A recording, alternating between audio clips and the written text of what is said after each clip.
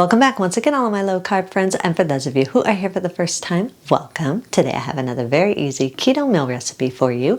Today I am going to show you how to make super easy, creamy Italian meatballs. This is quick, this is easy, this is delicious. And if you want a printable version of this recipe, you can check out my website at janetsdeliciouslowcarbkitchen.com. You can find a printable version of this recipe and other goodies there for you. And if you're new to the channel and you want to see lots of easy, delicious, low-carb keto recipes, make sure you click that subscribe button and click the notification bell that's right next to the subscribe button. That way you can be notified every time I put out new videos. And if you are a music lover, make sure you check out the link in the description to my other YouTube channel, Inspirational Songs with Janet. I've posted another new song there, so make sure you check that out and subscribe there also. And remember, Monday, Wednesday, Friday, 1 p.m. Pacific time, I go live on TikTok, so make sure you check me out there at Janet's Delicious Kitchen. And if you would like to help support this channel, make sure you scroll down in the description of the video. You'll see some affiliate links. Anytime you purchase anything using those affiliate links, a small portion of your purchase will go to me and help support the channel. So, while you do all that, let's get cooking.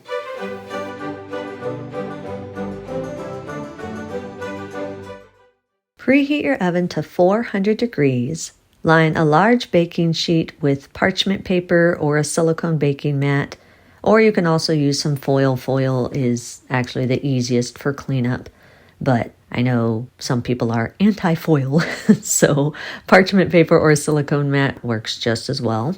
Place 1 pound of the ground meat of your choice in a large mixing bowl. I'm using ground seasoned sausage, but you can use ground turkey, ground chicken, ground beef, whatever ground meat you want. Add 1 large egg and any dry seasonings of your choice. I get my sausage pre-seasoned from my butcher, so if I didn't get it pre-seasoned, I would probably use a tablespoon or so of dry Italian seasonings with a little bit of garlic powder and onion powder. But it's entirely up to you how you want your meatballs seasoned.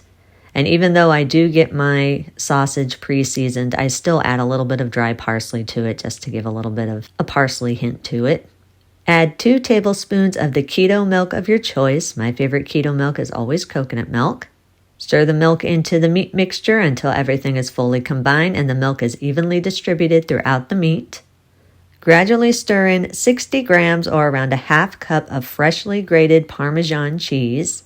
This is just going to give your meatballs a little bit more structure, and it also helps absorb any excess fats that can come from the ground meat. You guys know if you cook ground meat, there's always some kind of fat left in your pan. The grated Parmesan kind of helps absorb that a little bit. If you don't want to use grated Parmesan, you can also use finely crushed pork rinds or keto dry breadcrumbs. They work just as well, and they do the same thing, absorb a little bit of that extra fat and give you a little bit more structure.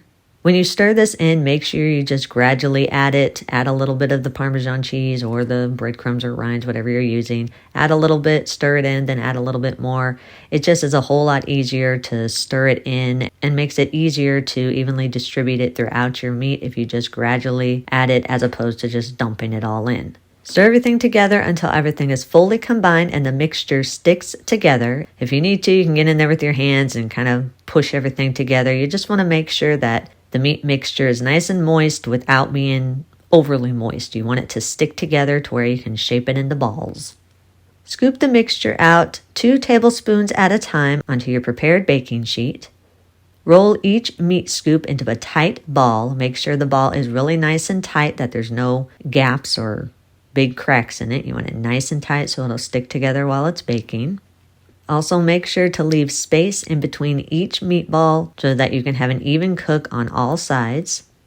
Once the meatballs are shaped, place the baking sheets in your preheated oven. Bake at 400 degrees for 15 to 20 minutes or until the meatballs are no longer pink and the internal temperature is at least 160 degrees.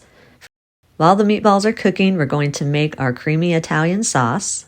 Place 452 grams or around 2 cups of cottage cheese in a blender and blend it for around 30 seconds to a minute, just until it's completely smooth. Make sure there are no lumps at all in it. You want it nice and smooth and thick. I'm using full fat cottage cheese, so my mixture is going to be nice and thick. The less fat that you have in your cottage cheese, the more thin your blended cottage cheese is going to be. I want mine to be thick, so I'm using a cottage cheese that has, I believe, 4% milk fat. If you don't have any cottage cheese, you can use plain Greek yogurt. I haven't tried it with this, but as a general rule, for most recipes that call for blended cottage cheese, most of the time you can substitute out Greek yogurt if you prefer that.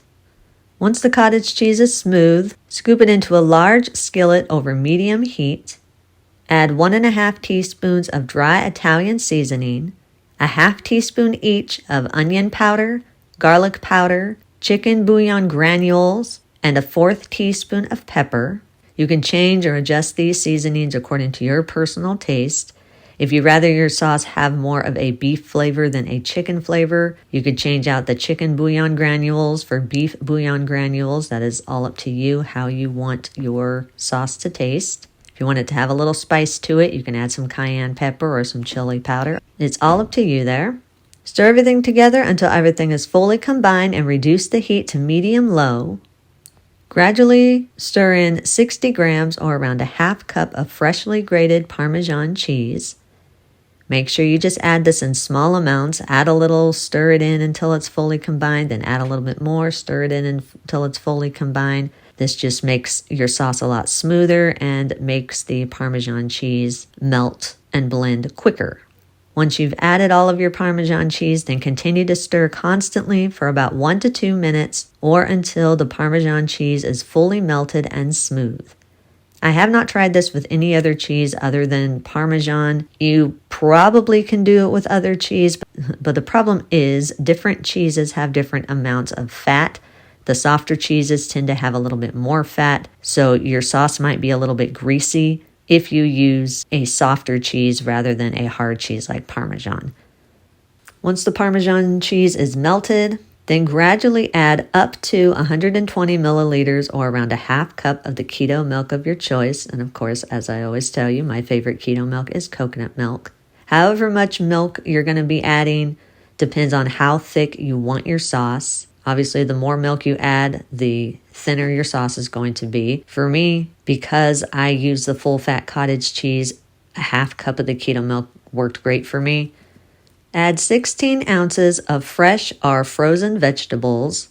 If you're using frozen vegetables, you don't have to thaw them, just put them in frozen. I'm using a frozen vegetable mix that has broccoli, bell pepper, green beans, onions, and mushrooms. You can use any vegetable blend that you want. It's all up to you. Add all the vegetables, stir them in until they're fully combined with the sauce. Then continue to constantly stir everything together for about 2 to 3 minutes or until the vegetables are crisp tender, or if you're using the frozen, make sure they're mostly thawed. When you're done making this sauce, if your meatballs are not done yet, then turn your sauce down to low until your meatballs are done baking.